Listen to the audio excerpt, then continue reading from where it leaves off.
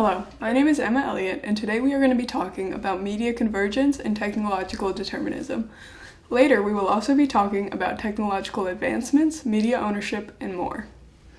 Media convergence means the blending of different types of media due to technological advancements. An easy way to understand this is something almost everyone has in their pockets, a cell phone, particularly an iPhone. The original premise of an iPhone was to make phone calls or send texts. However, an iPhone is truly so much more than that. It allows you to take pictures, play music, send emails, use the internet, navigate, communicate over social media, and even write things down and save them for later. All these portions of an iPhone have come from different media forms. A camera to take pictures, a radio to play music, and so on have been combined into one little device that can fit in your pocket. The blending of different technological advancements is possible through people working together. Sharing ideas allows the world to grow faster and more efficiently, especially in a technological lens. However, people are naturally jealous and want all the fame to themselves. Because of this, people and companies constantly rip each other off. For example, an iPhone and an Android screen look almost the exact same. If this time to rip each other off and take credit was instead used to work together, media convergence would be even more advanced than it is today. A historical example of this idea is the creation of the first airplane. Most commonly believed it was Wilbur and Orville Wright who created the first airplane, but they weren't the only ones working on it. A man by the name of Samuel Pierpont Langley was a Harvard-educated man who was also working on creating a flying device around the same time as Wilbur and Orville. The difference between the two is that Langley cared greatly about the fame that came along with this invention. Langley had a few failed flights, yet all of them were printed in the newspaper due to his focus on fame, and this actually slowed down his process. If Langley cared less about fame and being the first, the invention of the airplane could have come sooner, and been more advanced if him and Orville and Wilbur were working together, and possibly even others who were creating the same idea. Technological determinism refers to the suggestion that technology shapes society and culture, including media content. An easy way to understand technological determinism is the idea of streaming services. An extremely large amount of people use streaming services these days, which has led to an extreme decrease in people who still use cable TV.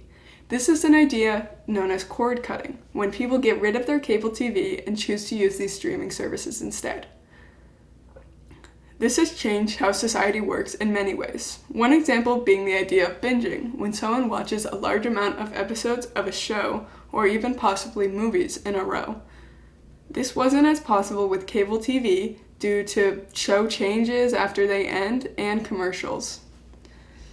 Personally, I believe that technology shapes media content because as technology has become more advanced, it has opened the doors for media content and pushed media content in certain directions. An example to support this idea is the idea of media influencers. Media influencers came about with the new technology advances of social media sites. Social media sites at first limited ways in which advertisers could get across to the general public. By sponsoring media influencers who came about due to technological advancements, they were able to advertise to the public, and beyond that could use the social media site as a whole to advertise their content.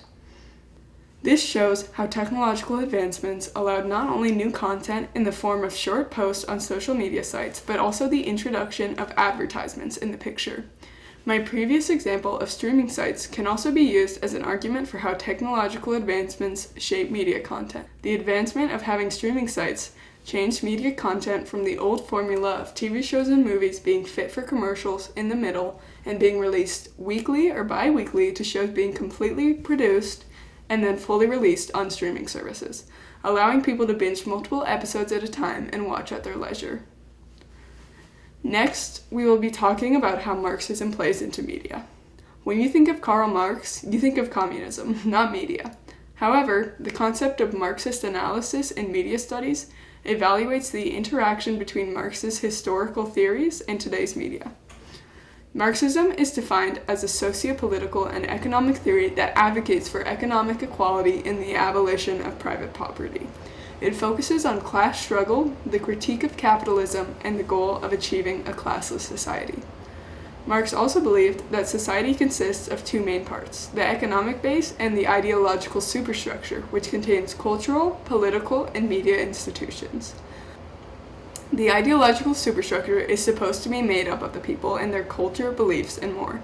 Yet through media, things can be used against them. One final thing we must discuss before considering how Marxist theories can be seen in the media, we must fully understand that Marx believed there are two classes, the common people, or proletariat, and those in power, the bourgeoisie. It is those in power's goal to stay in power and keep the lower class as the lower class, and this is how Marx viewed capitalism.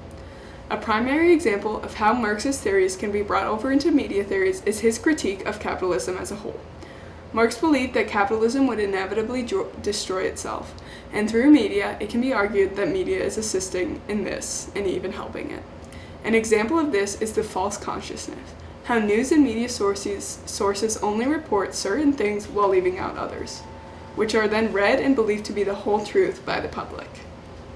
Misinformation like this in the false consciousness benefits the ruling class and keeps those in power fully in power, almost untouchable, as the false consciousness of the working class, also known as the proletariat, believes the interest of the ruling class to be the interest of all. This shows how the ideological superstructure through media affects the common people to keep the ruling in power, a critique of capitalism.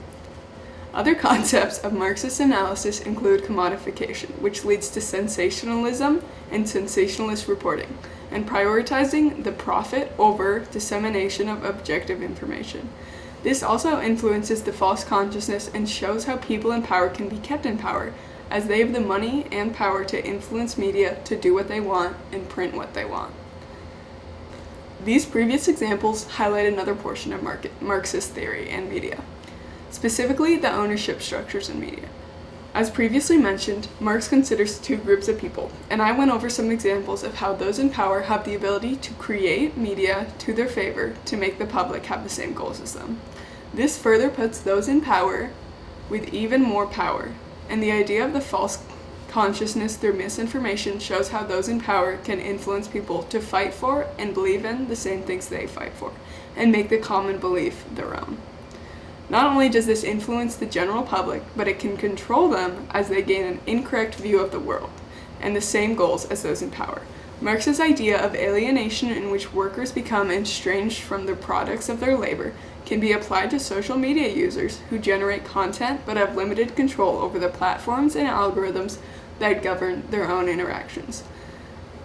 This relates to ownership and how the general public has limited control over what they're actually creating, and those in control can stay in control by manipulating the platforms and algorithms. Personally, I believe that media convergence has created an extremely simplified version of life, a thing not meant to be simplified, and that our perspective of media has created an ownership over society and cultural. The overwhelming majority of the population uses media, and with our previous phone example, have the power to do so much from taking pictures to searching the internet, whatever they please. Phones and media as a whole have become almost necessary in today's world, as many people are completely reliant on their phones to communicate, get places, search things, and more. When we consider Marxist perspectives in this, we understand how media can be specifically tailored to cause the general public to believe certain things. This can cause society to become extremely polarized, an example of being how much media has affected polarization in politics and political ideas as a whole. I believe the polarization of today's world is a huge issue and one that could lead to fighting, and when media continues to support these strong different opinions through confirmation bias, when people only look for and listen to things they already believe in, and it's misinformation. Because of these reasons, it is clear to me media has a huge hold over society and culture, and unless we begin to start working together as a common population, then the theorized people in power will get what they want, and it will lead to fighting. Media convergence, although convenient, is something that sometimes can be dangerous and could lead to the destruction of past important technological advancements. It could lead to putting people out of jobs, and the previously mentioned fighting. Media convergence, to me, can be extremely helpful and a good thing, but also can control the path of society and culture too much, if Marx's ideas about media ownership hold any truth.